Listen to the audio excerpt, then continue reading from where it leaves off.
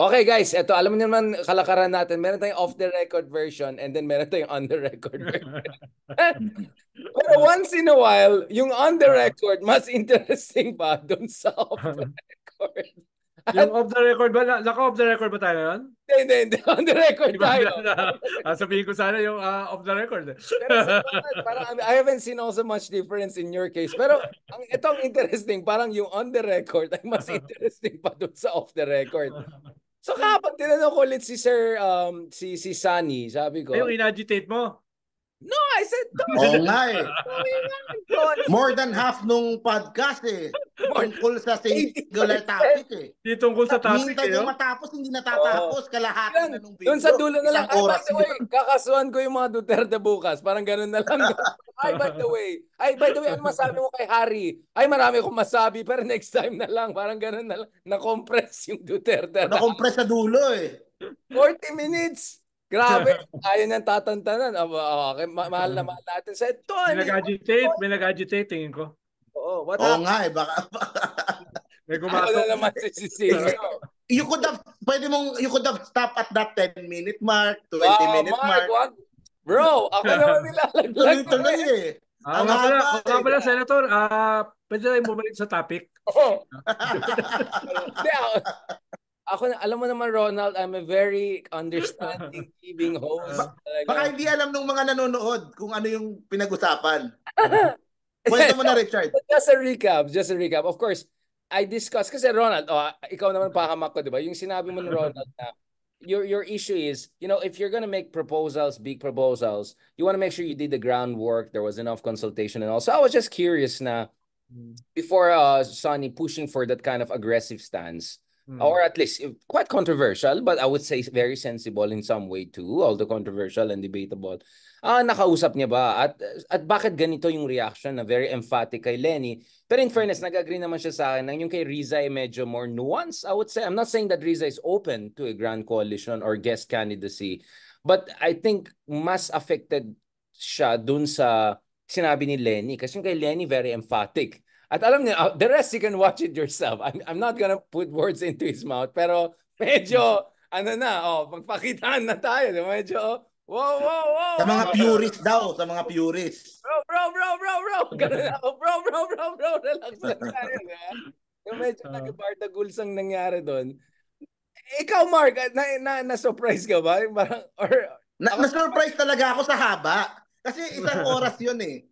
So, nag-ano ako ng baka may mga clips siyang sasabihin tungkol sa Duterte, tungkol kay Harry Roque.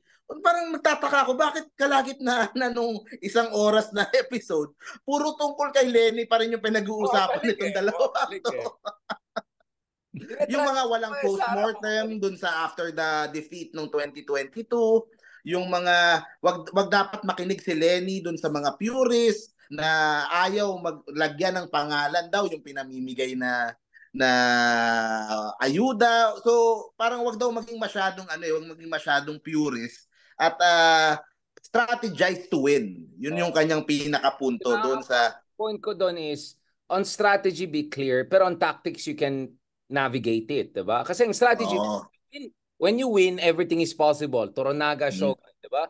Pag hindi ka manalo, wala kang magagawa. So first you have to win, pero make sure pag nanalo ka, hindi ka kurakot, mamamatay tao. But on tactics, you have to be flexible. Here, Ronald and Mark, I want to ask, I'm going to be a little bit more Gamboa about this and say, I agree with both Lenny and Sonny Trillanes. That's why I'm open to this discussion. Mark! Sinabi ni Sonny. Sir Ronald, let's be honest. You are the most experienced among us when it comes to, hindi lang Viva Max, pero also when it comes to, you're an apparatchik in a good way, right? Everyone needs an apparatchik if you want to win elections and all. No, do you think tama yung sinasabi niya na on certain tactics, maybe we have to go along with the game, which is, for instance, for people to remember na tumulong ka, baka pwede mo ilagay yung OVP office if not mukha ni Lenny or something. Do you think medyo inevitable na you have to play the game? And can you still play the game and keep your integrity? Again, Ronald, I know this is also quite controversial, but let's be honest. Sabi ko nga, the devil is in the details, and the details are matter. So I want to discuss details with you two gentlemen. Especially you. Napag-usapan natin dati yan dito eh. Kaya nga Ngayon, after mainit nun, na eh. Talagang lumabas na. Di ba? Nakita ni diba, Mark, si ang Mark sabi na-shock natin, eh. yung bilanggit ko, baka kulang sa groundwork, nung naging public na, nung pinablicize na ni Sunny. Ikalawa ay yung proseso, siyempre, hindi naman yan mangyayari overnight dahil maraming mga ideological, political differences, historical differences, no? At ikatlo, yung sinasabi ni Sunny na yung Leninist concept ng direction of the main blow, 'di ba? Yun yung ang main blow dito is a Duterte, no? So By the way, we're talking about Lenin, not Lenin. yan, Okay, yan. just to be clear, So Lenin. after noon ay nagkausap kami, tinawagan niya ako eh.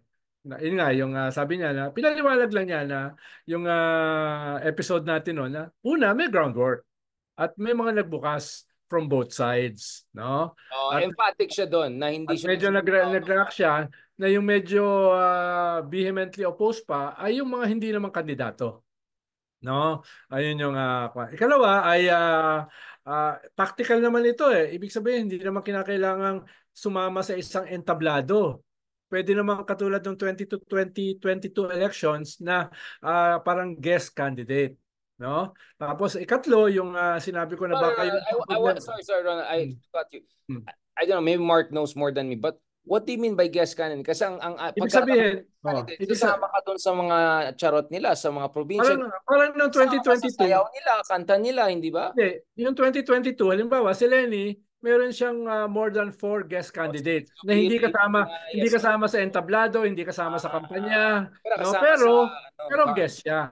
Parang sinasabi ni Sunny, that could be kasama sa sample ballot. That could be a framework.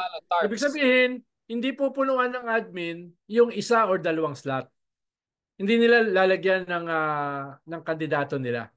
Yun yung ibig sabihin ng 2 MT or 1 MT and then kasama na lang yung isa, although hindi sila magkasama. Parang sa ngayon, ang groundworking nila, isa yung open. Yung sinasabi ni Sunny, isa yung open. Yung ikalawa, pwedeng bahagi ng negotiations. Pero paano magkakaroon ng negotiations kung nagsara na? No, yun ang sinasabi ni Sunny. So, yun yung paliwanag niya. Batay dun sa ating episode na yun yung 3 considerations na sinabi ko. Baka may maiwan na 2, isa lang ang kasama. Siyempre, medyo nakakahiya naman doon sa iba, no? Yung ganyan.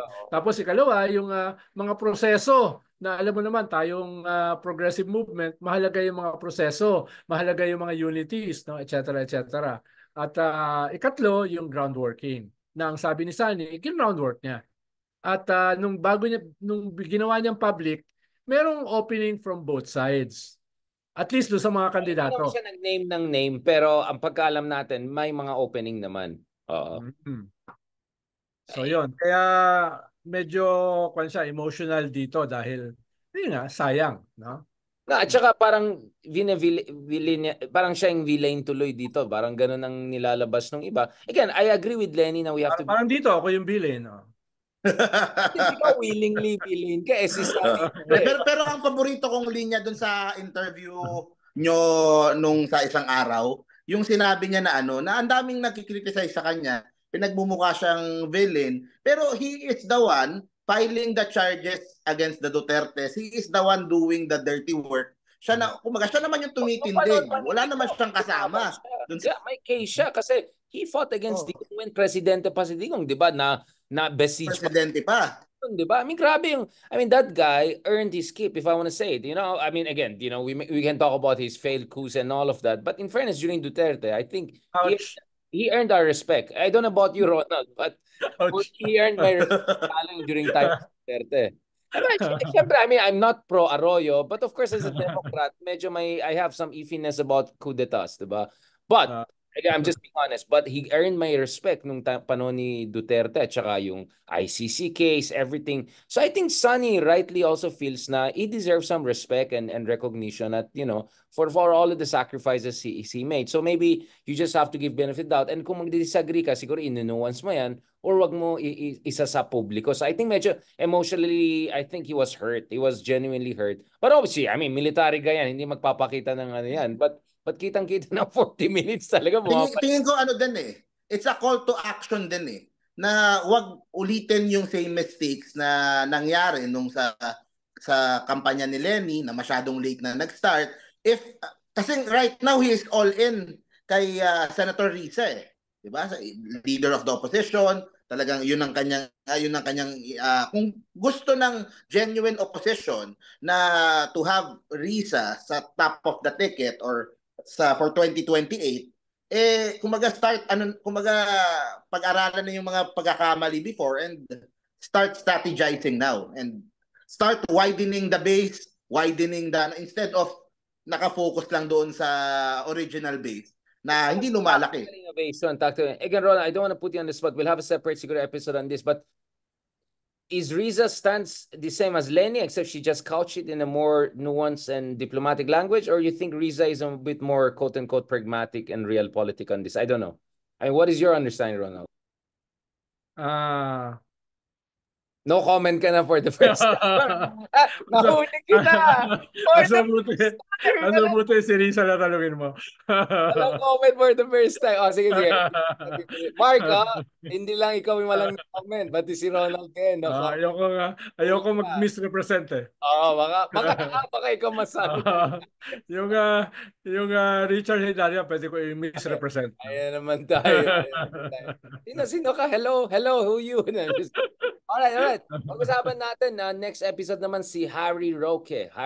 Kasi pag-usapan ng Bardagulan, idikit din natin kay Risa yan eventually. Pag-usapan natin. Ayan, si Marco, kinikilig na. Nagagalit pa rin ako Sabihin ko sa'yo next episode kung ba't ako nagagalit. I can see that.